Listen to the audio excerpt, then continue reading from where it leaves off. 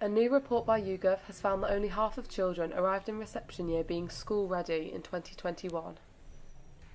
There's definitely a difference in the children that are just starting to come into nursery or playgroup. So it's the children that are only about 1 or 2 years old.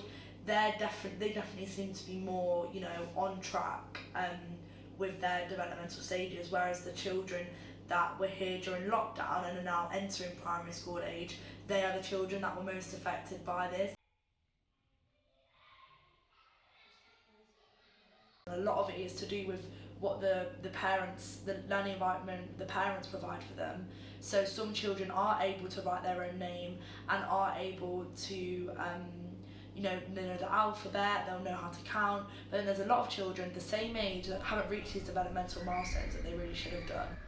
COVID has definitely had a massive impact on this because parents are simply not able to provide that rich learning environment that a nursery or playgroup could have provided, which obviously just hasn't been available because of COVID.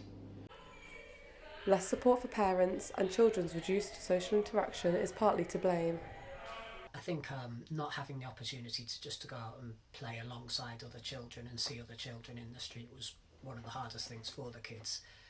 We did feel that it was a real shame that the playgrounds weren't open and they couldn't just go around and run around and just see other children.